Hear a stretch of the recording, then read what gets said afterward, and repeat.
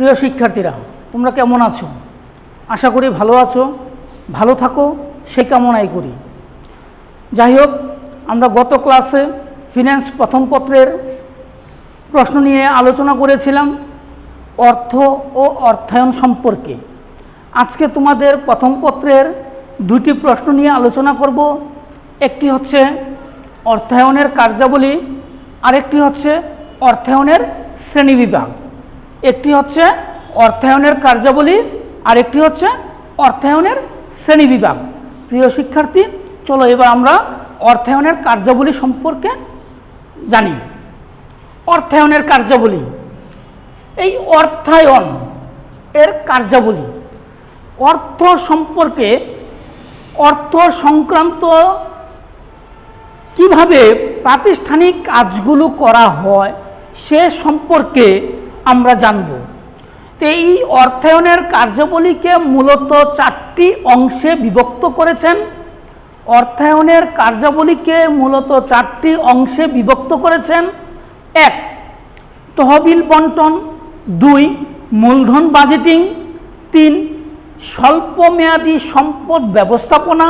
4, তহবিল বন্টন।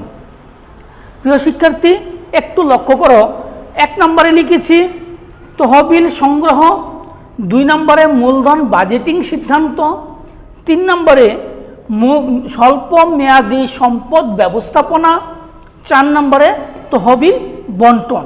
মূলত অর্থায়নের এই 4টি কাজের উপরই ভিত্তি করে একটি প্রতিষ্ঠানের যাবতীয় কাজ সম্পন্ন করে, যাবতীয় কাজ সম্পন্ন করে থাকে। তো আমরা আসি তহবিল সংগ্রহ। প্রিয় শিক্ষার্থী, তোমরা যখনই কোনো প্রতিষ্ঠানের, ব্যবসা প্রতিষ্ঠানের দিকে লক্ষ্য করে দেখবে, যে কোনো প্রতিষ্ঠান তাদের ব্যবসা শুরু করার সময় প্রথমেই তাদের প্রয়োজন পড়ে মূলধন। কারণ মূলধন ব্যতীত কোনো ব্যবসায় সংগঠিত হয় না, তাই মূলধন প্রয়োজন। তহবিল সংগ্রহ, আমরা এই প্রতিষ্ঠান পরিচালনা করতে যে কোন কোন উৎস হতে সেই তহবিল সংগ্রহ করব, সেই উৎসগুলোকে আমরা নির্দিষ্টভাবে চিহ্নিতকরণ করতে হবে। কারণ আমার মূলধন বা তহবিল সংগ্রহ করতে যে যদি আমার খরচ বেশি হয়ে যায়, তো সেক্ষেত্রে সেই স্থান থেকে বা সেই উৎস হতে মূলধন সংগ্রহ না করাই উত্তম। এই তহবিল সংগ্রহ হচ্ছে অর্থায়নের প্রথম এবং প্রধান কাজ। হচ্ছে প্রয়োজন অনুযায়ী সম্ভাব্য কোনো উৎস থেকে তহবিল সংগ্রহ করা। কোন খাত থেকে তহবিল অর্থাৎ অর্থ পাওয়া যাবে নির্দিষ্ট করার পর তার থেকে অর্থ সংগ্রহ করার জন্য বাস্তব পদক্ষেপ নিতে হবে। কারণ বাস্তব পদক্ষেপ নিতে হবে। 2 নম্বর, যে মূলধন বাজেটিং সিদ্ধান্ত। তাহলে মূলধন বাজেটিং সিদ্ধান্ত, তো মূলধন বাজেটিং সিদ্ধান্ত বলতে আমরা বুঝি দীর্ঘমেয়াদী বিনিয়োগ সিদ্ধান্তকে বোঝায়। তাহলে মূলধন বাজেটিং সিদ্ধান্ত বলতে আমরা বুঝি দীর্ঘমেয়াদী বিনিয়োগ সিদ্ধান্তকে বুঝে থাকি। প্রিয় শিক্ষার্থী, দেখো আমাদের দেশে প্রত্যেকটা সময়তেই বা প্রতিটা বছরেই আমাদের এক একটি করে বাজেট হয়। কারণ কোন কোন খাতে কি পরিমাণ অর্থ ব্যয় হবে, কোন কোন খাত হতে কি পরিমাণ অর্থ আয় হবে, তার একটা হিসাব করা হয়। সেই খসড়া হিসাবটাকেই আমরা এখানে মূলত একটা বাজেটিং বলতে পারি। যেমন একটা জিনিস লক্ষ্য করো, তুমি ঈদের শপিং করতে যাবে। কোথায় যাবে? ঈদে শপিং করতে যাবে। এই শপিং করতে যে তোমার আব্বা বা তোমার আব্বু তোমাকে 5,000 টাকা দিয়েছে। এখন এই 5,000 টাকার মধ্যে তোমাকে তোমার সম্পূর্ণ ড্রেস ক্রয় করতে হবে। এখন একটা শার্ট, একটা প্যান্ট, জুতা, ঘড়ি, চশমা ইত্যাদি তোমরা ক্রয় করবে। এখন দেখো তোমার বাজেট হচ্ছে 5,000 টাকা। এখন তোমাকে 5,000 টাকার মধ্যেই তোমাকে এই সকল জিনিসগুলো ক্রয় করতে হবে। এখন তুমি যদি একটা শার্ট 4,000, একটা প্যান্ট 2,000 টাকাতে ক্রয় করো, তো তোমার কিন্তু 1,000 টাকা এখানে কি ঘাটতি পড়ে গেল। তো সেজন্যেই একটা ব্যবসা প্রতিষ্ঠানে কি পরিমাণ বিনিয়োগ করলে কি পরিমাণ অর্থ আসতে পারে তার একটা পূর্ব পরিকল্পনাই হচ্ছে এখানে বাজেটিং করা, বাজেট করা। যেমন সম্ভাব্য উৎস থেকে প্রয়োজনীয় তহবিল সংগ্রহ করার পর অর্থায়নের কাজ হচ্ছে সংগৃহীত তহবিল বিনিয়োগ করা, প্রাতিষ্ঠানিক লক্ষ্য অর্জনের জন্য অর্থায়নের কাজ সংগৃহীত তহবিলের বিভিন্ন প্রকল্পে বিনিয়োগ করা। কি পরিমাণ মূলধন প্রয়োজন, প্রকল্পের ওই প্রকল্প থেকে প্রত্যাশিত আয় ইত্যাদি বিষয় বিবেচনা সিদ্ধান্ত নিতে হয়। 3 নাম্বার স্বল্প মেয়াদী সম্পদ ব্যবস্থাপনা। প্রিয় শিক্ষার্থী, স্বল্প মেয়াদী কি এখানে স্বল্প বলতে এখানে আমরা কম সময়টাকে বুঝি। স্বল্প বলতে কম বুঝি, মেয়াদ বলতে এখানে সময়টাকে আমরা উল্লেখ করেছি। তাহলে স্বল্প মেয়াদী বলতে কম সময়। তাহলে কম সময়ের মধ্যে সম্পদ ব্যবস্থাপনা, আমরা কম সময়ের মধ্যে সম্পদ ব্যবস্থাপনাগুলো কাজে লাগিয়ে কিভাবে সেখান থেকে মুনাফা অর্জন করতে হয় সেই জিনিসগুলো একটু দেখি। একটি প্রতিষ্ঠানে স্বল্পমেয়াদী, মধ্যমেয়াদী এবং দীর্ঘমেয়াদী তহবিলের প্রয়োজন হয়। যখনই কোনো প্রতিষ্ঠান পরিচালনা করতে হয় তখন 3 ধরনের তহবিলের প্রয়োজন হয়। কয় ধরনের? 3 ধরনের। একটা হচ্ছে স্বল্পমেয়াদী, একটা হচ্ছে মধ্যমেয়াদী, একটা হচ্ছে দীর্ঘমেয়াদী। ব্যবসা প্রতিষ্ঠানের দৈনন্দিন কাজ নিরবিচ্ছিন্নভাবে পরিচালনার জন্য পর্যাপ্ত পরিমাণ চলতি মূলধনের প্রয়োজন হয়। এজন্য মুনাফা অর্জনের পাশাপাশি ব্যবসায়িক সুনাম বজায় রাখার জন্য প্রতিষ্ঠানগুলোকে পর্যাপ্ত চলতি মূলধন মজুদ রাখে। এই সম্পদগুলোকে ঠিক রাখার জন্য একটি প্রতিষ্ঠান তাদের চলতি মূলধন সংরক্ষণ করতে হয়, সংরক্ষিত রাখতে হয়। কারণ কোনো প্রতিষ্ঠান হতে যদি আমরা ঋণ গ্রহণ করি তাহলে ওই প্রতিষ্ঠানকে ঋণ পরিশোধ করতে হবে। এখন যদি আমার প্রতিষ্ঠানে চলতি মূলধনগুলো না থাকে তাহলে কিন্তু আমি সেইভাবে ওই প্রতিষ্ঠানের ঋণের টাকা পরিশোধ করতে পারবো না। 4 নম্বর তহবিল বন্টন।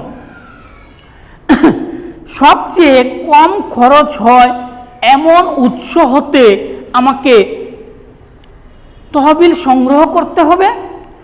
তাহলে কি, যে উৎস হতে তহবিল সংগ্রহ করব ওই উৎস যাতে খরচটা কম হয় আমি সেই উৎসকে বেছে নিব। কোন খাতে মূলধন বিনিয়োগ করলে বেশি মুনাফা অর্জিত সম্ভব তা নির্ধারণ করা অর্থায়নের একটি গুরুত্বপূর্ণ কাজ। তাহলে আমরা কোন প্রকল্পে বিনিয়োগ করলে কি পরিমাণ মুনাফা আসবে সেটা আমাদের বিবেচনা করতে হবে। যে প্রকল্প থেকে বা যে খাত হতে বেশি মুনাফা আসবে আমরা সেই প্রকল্পগুলোতেই বিনিয়োগ করব। অর্জিত মুনাফা থেকে শেয়ার হোল্ডারদের উপযুক্ত মুনাফা বন্টন করে দিতে হবে। লভ্যাংশ, পাওনাদারদের সুদ এবং সরকারকে কর দিতে হবে। এটাই হচ্ছে আমাদের মূলত বন্টন। তাহলে একটা প্রতিষ্ঠানে কি পরিমাণ লাভ হলো সেই লাভের অংশগুলোকে শেয়ার হোল্ডারদের মাঝে আমাদেরকে বন্টন করতে হবে, সরকারকে কর দিতে হবে, ইত্যাদি জিনিসগুলো আমাকে সঠিকভাবে বন্টন করতে হবে। তো প্রিয় শিক্ষার্থী, আমরা আজকে অর্থায়নের কার্যাবলীটা একটু দেখলাম। এরপরে আমরা একটু আলোচনা করব অর্থায়নের শ্রেণীবিভাগ। তাহলে আমরা কি নিয়ে আলোচনা করব এরপরে? অর্থায়নের শ্রেণীবিভাগ। তাহলে অর্থায়নের শ্রেণীবিভাগ দেখো, আমি একটা চার্ট করেছি অর্থায়নের শ্রেণীবিভাগ। আমি একটা চার্ট এখানে উল্লেখ করেছি।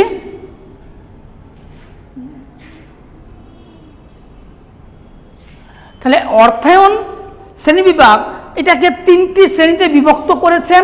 একটা হচ্ছে অভ্যন্তরীণ অর্থায়ন, 2 নম্বর হচ্ছে বাহ্যিক অর্থায়ন, 3 নম্বর হচ্ছে আন্তর্জাতিক অর্থায়ন। তাহলে অর্থায়নকে মূলতভাবে আমরা 3টি শ্রেণীতে বিভক্ত করেছি। একটি হচ্ছে অভ্যন্তরীণ অর্থায়ন, 2 নম্বরটা হচ্ছে বাহ্যিক অর্থায়ন, 3 নম্বরটা হচ্ছে আন্তর্জাতিক অর্থায়ন। এই অভ্যন্তরীণ অর্থায়নটাকে আবার আমরা পারিবারিক অর্থায়নও বিভক্ত করতে পারি। বাহ্যিক অর্থায়নটাকে আবার 2টি ভাগে বিভক্ত করেছেন। একটি হচ্ছে সরকারি অর্থায়ন, 2 নম্বর হচ্ছে বেসরকারি অর্থায়ন। আন্তর্জাতিক অর্থায়নটাকে আবার 2টি শ্রেণীতে বিভক্ত করেছেন। একটা হচ্ছে আমদানি বাণিজ্য, একটা হচ্ছে আমদানি বাণিজ্য, আর একটা হচ্ছে রপ্তানি বাণিজ্য। এই আমদানি রপ্তানির মধ্যে আন্তর্জাতিক অর্থায়নের মধ্যে সবচেয়ে বেশি গুরুত্বপূর্ণ আরেকটা দিক হচ্ছে বৈদেশিক বাণিজ্য। বৈদেশিক বাণিজ্য, বৈদেশিক বলতে কি বুঝি এটা আমরা আলোচনা করব। এবার বেসরকারি অর্থায়নটাকে আবার 3টি শ্রেণীতে বিভক্ত করেছেন। কয়টি শ্রেণীতে? 3টি। কাকে? বেসরকারি অর্থায়নকে। যেমন ব্যক্তিগত অর্থায়ন, ব্যবসায় অর্থায়ন, অব্যবসায় অর্থায়ন। বেসরকারি অর্থায়নকে আবার 3টি শ্রেণীতে বিভক্ত করেছেন। একটি হচ্ছে ব্যক্তিগত অর্থায়ন, একটি হচ্ছে ব্যবসায় অর্থায়ন, আর একটি হচ্ছে অব্যবসায় অর্থায়ন। প্রিয় শিক্ষার্থী, এবার আমরা এই জিনিসগুলো কি একটু আলোচনা করি। অভ্যন্তরীণ অর্থায়নটা কি? অভ্যন্তরীণ বলতে আমরা কি বুঝি? ভিতর। একটা প্রতিষ্ঠানের অভ্যন্তরীণ প্রতিষ্ঠানের ভিতরগত যে সকল কাজগুলো আছে সেটাকে আমরা অভ্যন্তরীণ কাজ বলি। যেমন প্রতিষ্ঠান গঠন করার শুরুতে প্রতিষ্ঠানের বিভিন্ন জিনিসপত্র কেনার জন্য অর্থের প্রয়োজন পড়ে। এ অর্থ মালিক নিজের ব্যক্তিগত তহবিল বা অভ্যন্তরীণ তহবিল থেকে সংস্থান করে থাকে। তাহলে একটি প্রতিষ্ঠান করতে গেলে আনুষঙ্গিক অনেক কিছুর প্রয়োজন পড়ে। সেই প্রয়োজন অনুযায়ী তার খরচগুলো মালিক তার অভ্যন্তরীণ অথবা তার ব্যক্তিগতভাবে কাজগুলো করে থাকেন। এইটাকে আমরা আবার একটি শ্রেণীতে বিভক্ত করেছি, সেটা হচ্ছে পারিবারিক অর্থায়ন। যখন কোনো প্রতিষ্ঠান পরিচালনা করতে গেলে যখন আমাদের মূলধনের প্রয়োজন হয়, তখন মূলধনগুলোকে আমরা বিভিন্ন উৎস থেকে সংগ্রহ করি। তার মধ্যে পারিবারিক অর্থায়ন মানে পারিবারিক একটা উৎস, পরিবার থেকে যে অর্থ সংগ্রহ করা হয় সেটাকে আমরা বলি পারিবারিক অর্থায়ন। যেমন আমার ব্যক্তিগত হতে পারে, বন্ধুবান্ধব হতে পারে, প্রতিবেশী হতে পারে এবং আমার পরিবার হতে পারে। এই সকল উৎসগুলো হতে আমি অর্থ সংগ্রহ করতে পারি। তারপর আসি বাহ্যিক অর্থায়ন। বাহ্যিক অর্থায়ন মালিকের বিভিন্ন সময় অর্থের প্রয়োজন হলে বিভিন্ন উৎস থেকে ধার বা ঋণ নিতে পারেন। একে আমরা বাহ্যিক অর্থ সংস্থান বলি। একটা ব্যবসা করতে যে মানুষের যখন মালিকের অতিরিক্ত মূলধনের প্রয়োজন হয়, যখন তার নিকট এই অভ্যন্তরীণ অর্থায়ন সংরক্ষিত থাকে না, তখন তাকে বাহ্যিকভাবে অর্থায়ন সংগ্রহ করতে হয়। যেমন ব্যাংক, এনজিও, বিভিন্ন কোঅপারেটিভ সোসাইটি, এগুলো থেকে বিভিন্ন সমিতি, এগুলো থেকে আমরা ঋণ গ্রহণ করতে পারি। এগুলো হচ্ছে বাহির। বাহ্যিক বলতে আমরা বুঝি বাহির, যে প্রতিষ্ঠানের বাইরে থেকে যে ঋণ যে অর্থ সংগ্রহ করা হয় তাকে আমরা বলি বাহ্যিক অর্থায়ন। আন্তর্জাতিক অর্থায়ন। আন্তর্জাতিক অর্থায়নটা কি? যে অর্থায়ন সংক্রান্ত কার্যাবলী যখন দেশের মধ্যে সীমাবদ্ধ না রেখে আন্তর্জাতিক পর্যায়ে বিস্তৃত হয়, তখন তাকে আন্তর্জাতিক অর্থায়ন বলে। আন্তর্জাতিক অর্থায়ন মূলত আমদানি রপ্তানি বাণিজ্য এবং বৈদেশিক বিনিময় সংক্রান্ত কার্যাবলীর অন্তর্ভুক্ত। যখন আমরা দেশের গণ্ডি পেরিয়ে বহির্বিশ্বের সাথে যখন আমরা ব্যবসা বাণিজ্য করি, তখন এই আমদানি রপ্তানি এবং বৈদেশিক বাণিজ্যের সাথে এই আন্তর্জাতিক অর্থায়নের একটা সম্পৃক্ততা থাকে। বাহ্যিক অর্থায়নকে আবার দুইটি শ্রেণীতে বিভক্ত করেছি, একটা হচ্ছে সরকারি অর্থায়ন, একটা হচ্ছে বেসরকারি অর্থায়ন। সরকার কর্তৃক বা সরকারের নিকট হতে একটি দেশের রাষ্ট্র বা সরকার কর্তৃক গৃহীত বিভিন্ন আর্থিক নীতি ও আর্থিক পরিকল্পনা করা, আয় ব্যয় নিয়ন্ত্রণ, সম্পদের সুষ্ঠু বন্টন, মূল্য স্তরের ভারসাম্য বজায় রাখা সরকারি অর্থ সংস্থানের মূল লক্ষ্য ও উদ্দেশ্য। বেসরকারি অর্থায়ন রাষ্ট্রীয় বা সরকারি দপ্তর বা প্রতিষ্ঠান ছাড়া অন্য যেসব সংস্থান বা প্রতিষ্ঠান আর্থিক নীতি ও আর্থিক পরিকল্পনা নেয় তাকে বেসরকারি অর্থ সংস্থান বলে। বেসরকারি অর্থ সংস্থাকে আবার তিনটি শ্রেণীতে বিভক্ত করেছেন, একটা হচ্ছে ব্যক্তিগত অর্থায়ন, ব্যবসায় অর্থায়ন এবং অব্যবসায় অর্থায়ন। ব্যক্তিগত অর্থায়ন কি? ব্যক্তিগতভাবে আর্থিক কাজ করার জন্য ব্যক্তি কর্তৃক বিনিয়োজিত অর্থকে আমরা ব্যক্তিগত অর্থায়ন বলি। তাহলে কি বললাম? যে ব্যক্তিগতভাবে আর্থিক কাজ করার জন্য ব্যক্তি কর্তৃক নিয়োজিত অর্থই ব্যক্তিগত অর্থ সংস্থান। ব্যবসায় অর্থায়ন, যে প্রতিটি ব্যবসা প্রতিষ্ঠানে উৎপাদন, ব্যাংকিং, বীমা ও যোগাযোগ ইত্যাদি কাজ সংগঠিত হয়। তাই ব্যবসায়িক ক্ষেত্রে উক্ত কাজ পরিচালনার জন্য আর্থিক তহবিলের জন্য যে নীতি ও পরিকল্পনা প্রণয়ন করা হয় তাকে ব্যবসায় অর্থায়ন বলে। এই ব্যবসায় অর্থায়নটাকে আবার তিনটি শ্রেণীতে বিভক্ত করেছেন। এই ব্যবসায় অর্থায়নটাকে আবার তিনটি শ্রেণীতে বিভক্ত করেছেন। কি তিনটি শ্রেণী?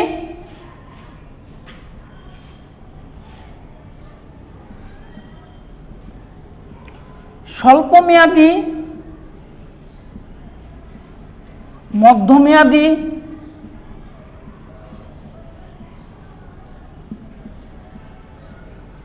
স্বল্পমেয়াদী, মধ্যমেয়াদী এবং দীর্ঘমেয়াদী। এই তিনটি শ্রেণীতে বিভক্ত করেছেন। তাহলে স্বল্পমেয়াদীটা কি? প্রিয় শিক্ষার্থী, আমি গত প্রশ্নে পড়ানোর সময় স্বল্পমেয়াদী সম্পর্কে একটু বললাম। স্বল্প বলতে কম বুঝি, মেয়াদি বলতে আমরা সময়টাকে বুঝি।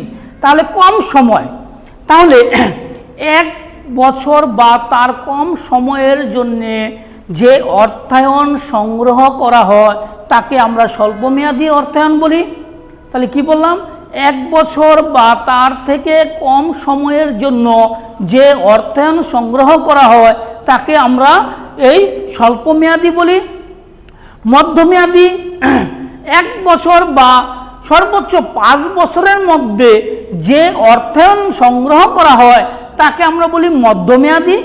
দীর্ঘমেয়াদী অর্থায়ন বলতে যে 5 বছর থেকে সর্বনিম্ন 5 বছর বা তার থেকে ঊর্ধ্ব সময়ের জন্যে যে অর্থায়ন সংগৃহীত করা হয় তাকে আমরা বলি দীর্ঘমেয়াদী অর্থায়ন। এবার আসি অব্যবসায় অর্থায়নটা কি? অব্যবসায় অর্থায়ন বলতে এ ধরনের প্রতিষ্ঠান সেবার উদ্দেশ্যে গঠিত হয়। অব্যবসায়, প্রিয় শিক্ষার্থী, ব্যবসা এবং অব্যবসায় এই দুইটা জিনিস তোমরা লক্ষ্য করো। ব্যবসা বলতে আমরা বুঝি মুনাফা অর্জন, অব্যবসায় বলতে বুঝি আমরা সেবা। তাহলে সেবা, তো এ ধরনের প্রতিষ্ঠান সেবার উদ্দেশ্যে গঠিত হয়। কোন প্রতিষ্ঠান? অব্যবসায়ী প্রতিষ্ঠান কিসের জন্য গঠিত হয়? সেবার জন্য গঠিত হয়। এর উদ্দেশ্য মুনাফা অর্জন নয়। অর্থাৎ এর উদ্দেশ্যটা কি?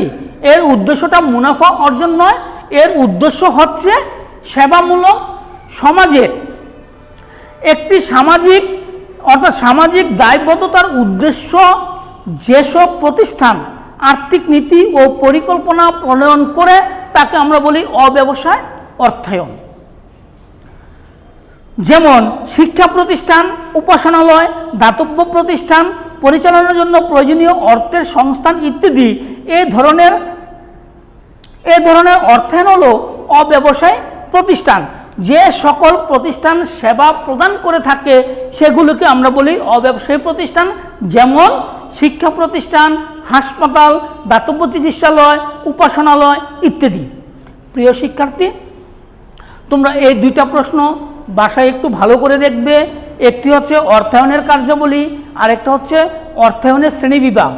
আমরা আগামী ক্লাসে আরও দুটি টপিকস নিয়ে আলোচনা করব। এই পর্যন্ত তোমরা ভালো থাকবে, সুস্থ থাকবে। ধন্যবাদ সবাইকে।